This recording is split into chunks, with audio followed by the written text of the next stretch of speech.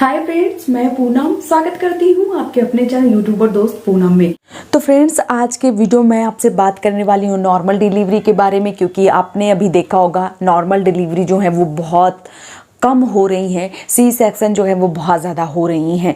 कई बार क्या होता है कि हम जो बहुत ज़्यादा कॉम्प्लिकेशन होते हैं हमारी डिलीवरी में, इस वजह से हमें सी सेक्शन जो है वो करवाना पड़ता है। कई दफ़ा बच्चा जो है वो उल्टा हो जाता है, कई दफ़ा बच्चा जो है वो फंस जाता है, मतलब बहुत सारी प्रॉब्लम्स जो है वो क्रिएट हो जाती हैं। इस वजह से हमें सी सेक्शन की जो ज़रूरत है वो पड़ती है। कई दफ़ा क्या होता है, बहुत सारी ऐसी माँ होती हैं जो लोअर पेन को बर्दाश्त नहीं कर पाती हैं। लोअर पेन से बचने के लिए उनको लगता है कि लोअर पेन जो है वो उनसे बर्दाश्त होगा ही नहीं, और इसलिए वो चुनती हैं कि सी सेक्शन, उनको नॉर्मल डिलीवरी जो है वो नहीं चाहिए होती है। कई दफ़ा माँ को नॉर्मल डिलीवरी चाहिए होती है, लेकिन उनके ऐसे कॉम्प्लिकेशन हो जाते हैं कि उनको नॉर्मल डिलीवरी के चांस जो है वो बहुत कम होते हैं। कई दफ़ा ऐसी माएँ होती हैं जिनको लोअर पेन जो है वो सहना ही ना पड़े, इस वजह से वो सी सेक्शन का जो सहारा है वो ले लेती हैं। लेकिन दोस्तों, आपको नॉर्मल डिलीवरी ही ज़्यादा अच्छी होती है। अगर मैं बात करूं तो नॉर्मल डिलीवरी आपको क्यों अच्छी होती है, क्योंकि सी सेक्शन में आपको बहुत सारी चीज़ों का ध्यान रखना पड़ता है, बाद में भी आपको ध्यान रखना पड़ता है। भारी चीज़ अगर आप उठाते हैं तो आपको बहुत सारी जो प्रॉब्लम्स है वो क्रिएट हो जाती हैं, एंड बहुत सारी समस्या जो है वो आपको देखने को मिलती हैं। साथ ही साथ अगर मैं नॉर्मल डिलीवरी की बात करूं तो नॉर्मल डिलीवरी में आपको 1 से 1.5 महीने लगता है, उसके बाद आपको कोई भी प्रॉब्लम्स का जो सामना है वो नहीं करना पड़ता है। अगर आपको नॉर्मल डिलीवरी करवानी है तो आपका हीमोग्लोबिन जो है वो सबसे पहले अच्छा होना चाहिए। साथ ही साथ आपको कैल्शियम जो है वो भरपूर मात्रा में लेनी चाहिए। विटामिन डी आपके शरीर में बहुत ही अच्छे से होना चाहिए।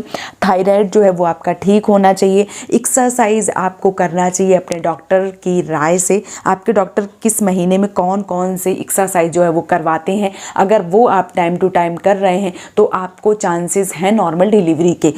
एक ही बार हर बार एक ही जैसा जो योगा वगैरह है, एक्सरसाइज वगैरह है, वो नहीं होती हैं। मंथ टू मंथ अलग अलग एक्सरसाइज हमारे शरीर के लिए प्रेगनेंसी के दौरान हमारे डॉक्टर ही चूज़ करते हैं कि हमें 1 मंथ में कौन सी एक्सरसाइज करना चाहिए, 2 मंथ में एंड 9 मंथ में हमें कौन कौन सी एक्सरसाइज जो है वो करनी चाहिए।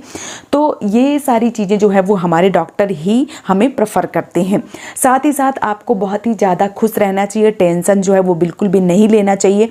बहुत ही बार बहुत सारे लोग टेंशन ले लेते हैं, इसकी वजह से उनका जो कॉम्प्लिकेशन है वो बहुत ज़्यादा बढ़ जाता है, सी सेक्शन, क्योंकि बच्चा जो है कई दफ़ा उल्टा हो जाता है, या कई दफ़ा बच्चा जो है वो पेट में ही पॉटी कर देता है। इस वजह से भी हमें सी सेक्शन की जो ज़रूरत है वो बढ़ जाती है।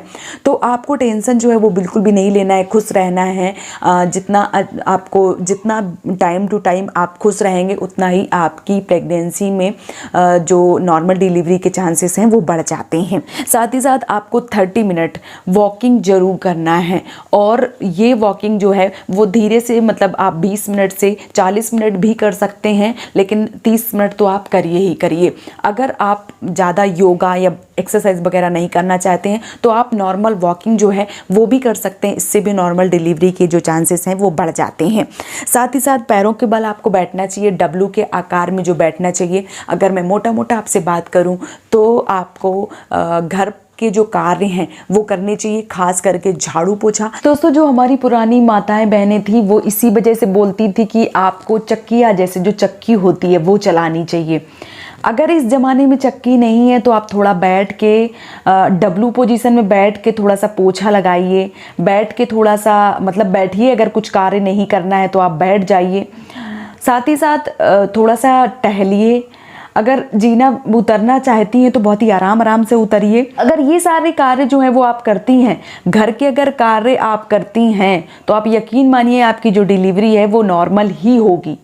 इसमें कोई भी दो राह नहीं है कि आप सीजर होगा, नहीं। इसमें अगर थोड़े कार्य आप करते रहते हैं, जो आपके पैर हैं वो थोड़े से फैलते रहेंगे, तो आप यकीन मानिए कि आपका जो बच्चा है वो नॉर्मल ही होगा। और एक बार अगर आपका बच्चा नॉर्मल हो गया ना, तो फिर आपको ज़िंदगी में लाइफ टाइम आपको कोई भी शिकायत नहीं होगी। लेकिन सीज़र जो होते हैं, सी सेक्शन जो बच्चे होते हैं, बच्चों को कोई भी रिस्क नहीं होता है, कोई भी दिक्कत नहीं होती है। लेकिन पेरेंट्स से पूछिए, जो उनकी माताएं होती हैं, उनको कितना ज़्यादा संघर्ष जो है उसका सामना हमेशा करना पड़ता है, क्योंकि कभी उनका जो बैक पेन है वो हमेशा बना रहता है। साथ ही साथ भारी चीज़ें जो हैं वो हमेशा नहीं उठा सकती हैं। बहुत सारी प्रॉब्लम्स जो हैं वो उनके साथ क्रिएट हो जाती हैं। तो आप कोशिश करें कि आप थोड़े अपने जो बड़े बुजुर्ग हैं उनकी बातों को मानें और थोड़ा सा कार्य जो है वो करें, क्योंकि काम करने में आपका ही शरीर अच्छा होगा, आपके ही लिए अच्छा है। अगर आपकी बड़ी बुजुर्ग माताएं बहनें अगर आपसे बोल रही हैं, आपके घर में सास ससुर जो भी हैं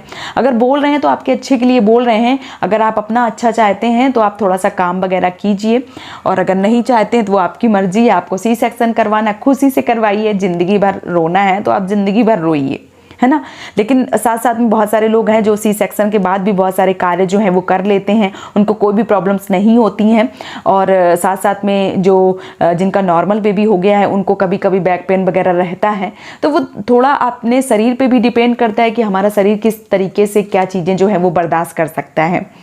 तो वो आपकी चॉइस है, करना आपको है, बताना मेरा फ़र्ज़ था। अब आपको क्या करना है वो आपकी राय है ना। साथ ही साथ मैं आपसे एक बात और बोलना चाहूँगी, इसको करने से आपको जो डिलीवरी का पेन है, जो आपका लोअर पेन है वो भी कम होगा और आपका जो बेबी है वो भी आसानी से बाहर आ जाएगा। आपको कोई भी प्रॉब्लम जो है वो क्रिएट नहीं होगी, किसी भी बहुत भयंकर वाला जो दर्द है उसका जो सामना है वो नहीं करना पड़ेगा।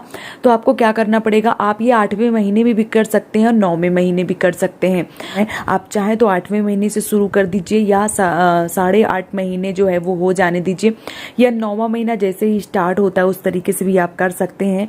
आपको गर्म दूध में घी जो है वो डाल के पीना चाहिए, बहुत ज़्यादा घी नहीं डालना चाहिए। अराउंड आप 1 गिलास जो दूध है वो पी रहे हैं तो उसमें 1 चम्मच घी जो है वो डाल सकते हैं। और अगर आप जो दूध है वो आपको पसंद नहीं है या दूध आप नहीं पीना चाहते हैं तो आप गर्म पानी में घी को डाल के भी पी सकते हैं सोते समय। ऐसा करने से आपका जो बेबी है वो बहुत ही ईजिली तरीके से बाहर आ जाएगा और आपको बहुत ज़्यादा जो दर्द है उसका जो सामना है वो भी नहीं करना पड़ेगा। साथ ही साथ आपकी जो डिलीवरी है वो नॉर्मल हो जाएगी। तो दोस्तों मैंने सारा कुछ बहुत ही डिटेल में बता दिया है। अगर आपका है कोई क्वेश्चन है, कोई भी मन में कोई भी डाउट्स हैं तो आप मुझे कमेंट सेक्शन में पूछ सकते हैं। और आज का वीडियो बस इतना ही। मिलती हूँ एक और नए वीडियो के साथ में, तब तक के लिए बाय बाय फ्रेंड्स।